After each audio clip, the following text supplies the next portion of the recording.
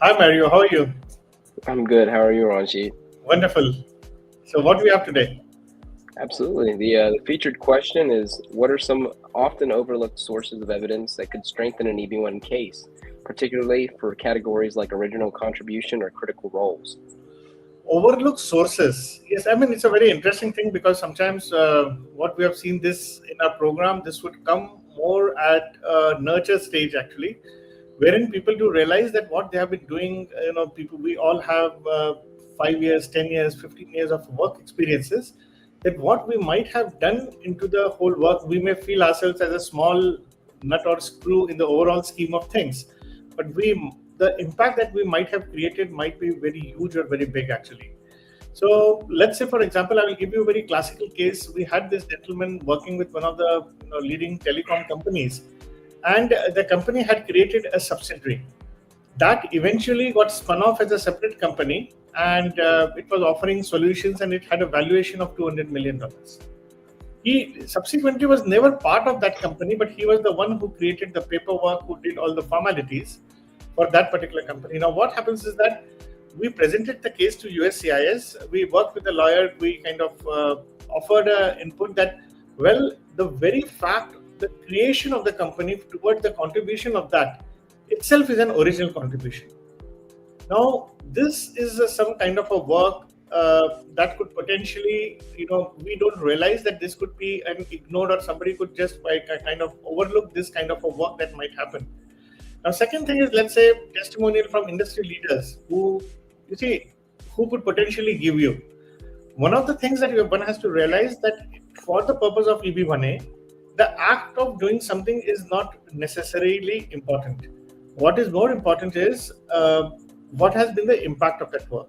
So if you give testimonial from industry leaders, that would really be very fruitful. Now, sometimes, there are policy changes in the governments, and if you can connect the impact of your work and the policy that has been changed, that is also an original contribution because your work did impact the field.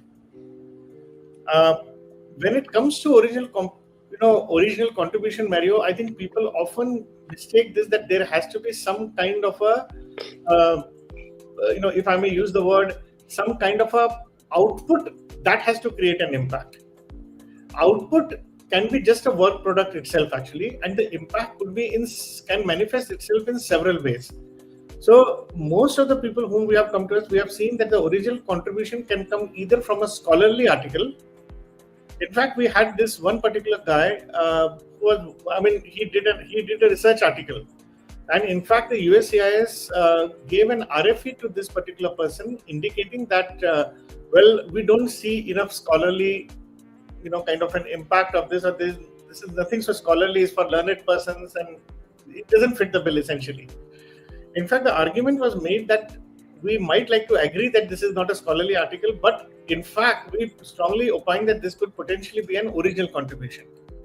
Because one of the things that we said was it is an original contribution simply because, uh, he had recently got a new job with almost 100% raise in the salary. And the new employer actually had read his article. In it may not have citations, but it had kind of, and they wanted to implement the concepts what he was speaking about. So even that could potentially become an original contribution if you have collaborated with somebody in your research or with prestigious institutions. That could potentially be, if you have created a kind of a joint venture or a tie-up with your company. So it could manifest in several ways. Now, for critical role, there was a company where you have been working and you have played a very necessary role or a critical role for a crisis management initiatives. You executed a particular strategy. The board of management accepted that.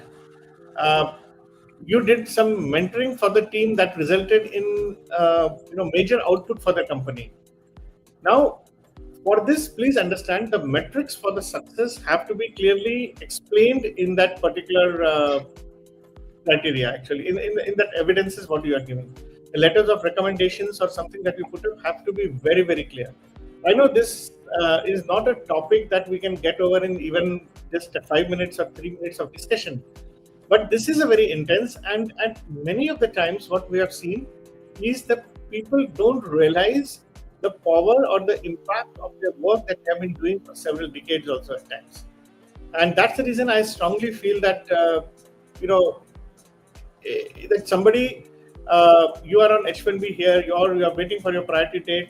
There is definitely something that can be picked up from your success that could potentially serve for your EB1A purposes, actually. So that's all I have to say at this particular moment, because this is a topic that is very dear to my heart, and I have seen the best of the best works that people have been doing, but they don't realize that this could possibly help for their EB1A green card applications. Certainly. Well, I think, given the time constraint, I think you answered that pretty well. The next question is from Anonymous. It says, how do you recommend strategizing timelines for preparing and filing the EB1A petition to ensure the strongest case? Now, I have one confession to make here, Mario. I mean, when we talk of strategizing timelines, I always feel that first you have to become a person of excellence. When you apply for EB1A green card, essentially you are trying to tell the person in the White House saying that, look, I'm Mario, I'm expert in so-and-so field, I'm the best coach, and this is my expertise, this is how I will help the USA, and I wish to continue in my field. Now, don't try to take benevolence of time or try to seek a benevolence of time, because that is not something that helps. What you need to do is focus on you becoming first and expert in your field. That's the most important thing that one needs to do. Please understand that. If you are not an expert, you are not any material. So just pushing yourself, because this brings us another topic that, what are the criteria that you use for? The criteria are simply metrics to prove your expertise and to showcase that you will continue in the field and how US will benefit out of it. That's the only thing. So understand, I think I have been saying this a lot of time to our students, that when it comes to EB1A, there are 3 dimensions for your success. The first parameter becomes you have to be an expert. You may not have a Nobel Prize or something like that, but you still have to academically be very clear of the concepts of your expertise. That's the first and foremost thing. If you are not there yet, please study, please work. It's not about documentations that will make you this, because you get letter that somebody is an expert and he's Ranjeet Mudholkar is the best financial planner in the world. No, that is not going to help you. The question is, you have to answer how you are the best planner, why you are interested, why you chose that subject. So there are a lot of elements that go into this, and you really have to be technically sound, if I may use the word. The technical soundness is very important. Many people come to us and say, I fulfill 2 criteria. Now I just need a third one. Or that is not going to work, actually, because the criteria don't help. We have seen people even with 8 criteria are not getting EB1A at times. People with $2 million salary are not getting EB1A. There are a lot of posts. After having studied over 1,000 cases, after having met at least 100 people who are EB1A achievers, I told them we have 40 of them in our own program also. It simply may not be very fruitful actually here. So never try to seek a benevolence of time. But yes, you can always commit yourself to a calendar, to a schedule, to a time boxing techniques, or committing yourself to certain schedule to target to learn something. But yes, having said all the things put together, Mario, I think we know for sure that we have seen people. If I kind of had to study my own research on EB1A, it took 2 years for me and close to 400 hours. But if I have that information today, I could have completed this in 6 to 7 months, which many people in our program are able to accomplish. But time should not be your criteria. I think focus on the initiatives, which is the foremost important, I would say. That I hope this is a long answer, but I hope that answers it. Absolutely. So our next question is from Anonymous. Is what's the best way to gather and present evidence for judging the work of others, especially if the evaluations weren't formal or well documented? I think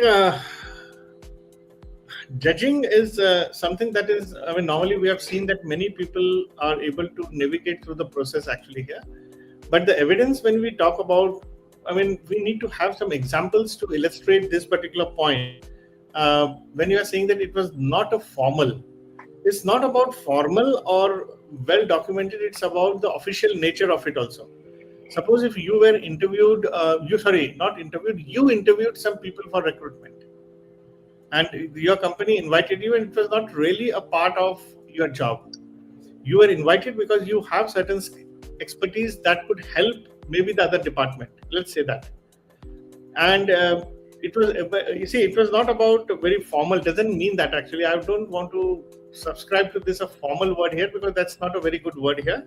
Everything has to be formal. Let's be clear about it. I mean, unway. Documented, yes. One can always if let us say I have been privy to certain interview, and I created certain, I was part of a process. So suppose if I'm working in marketing department, and the sales department or maybe an HR department invited me to get people for accounts department, let us say that I have certain level of expertise in my field that can help the company. Now, one can always get letter of recommendation for this particular purpose. Otherwise, when did you do this? There might have been certain documentation or email records that proved that you were invited.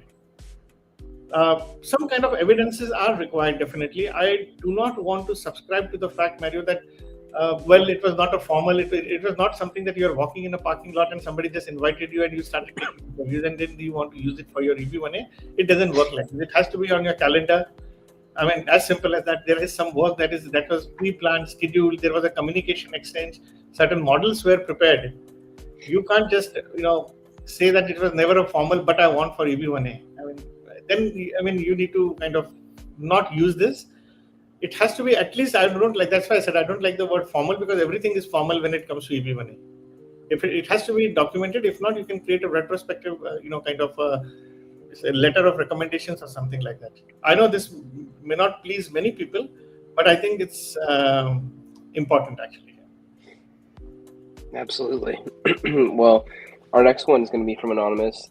They say, what are the best ways to demonstrate that my work has been widely used, cited, or referenced by others in my field?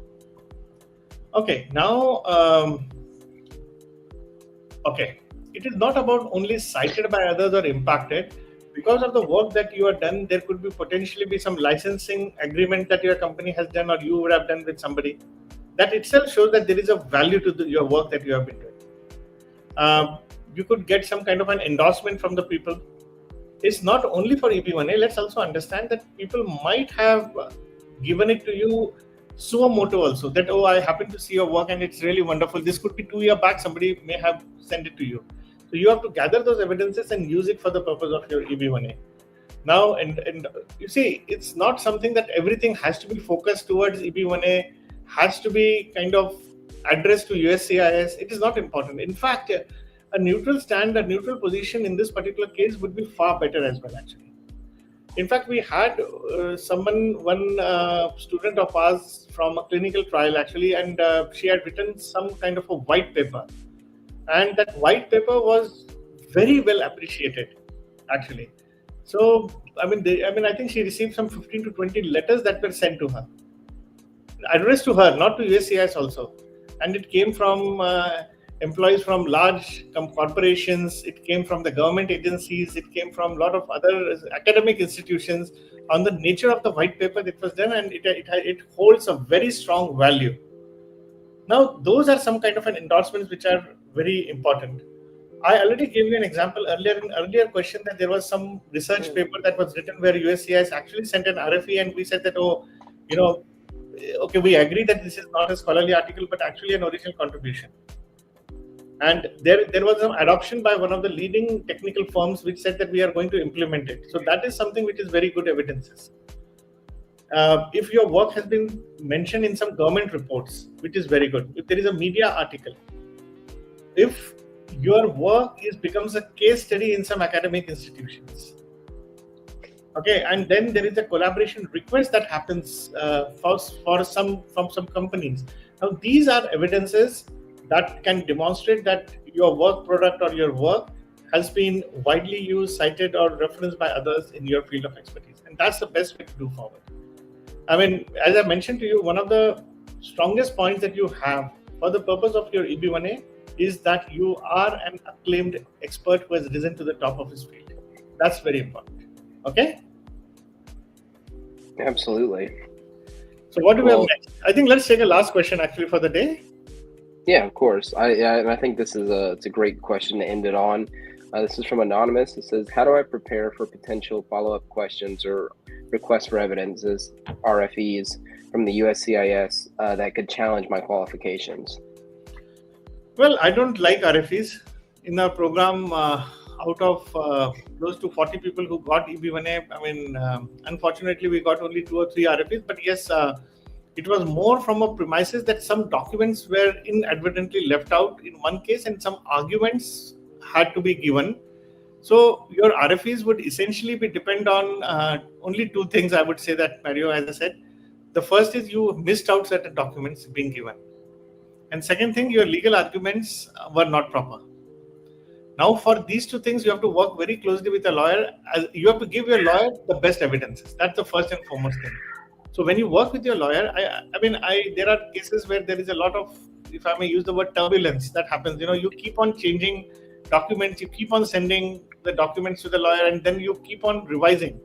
There is a point of time where you should reach that it should be all whatever you can submit. So once you give it to your lawyer, I think lawyers do a fantastic job in terms of assimilating them together to create a very strong argument.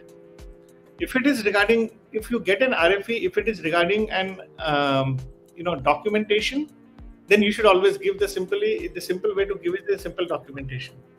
Maybe let us say I give you an example that your work has been kind of there is some kind of a collaboration request that you have received. You have mentioned that in the letter or in the argument or in your petition, but there is no evidence to that.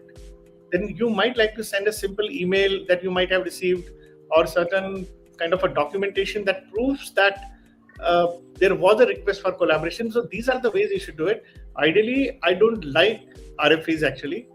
I like to I have always we have been trained people get trained in our program to kind of make sure that they make their petitions bulletproof and ironclad.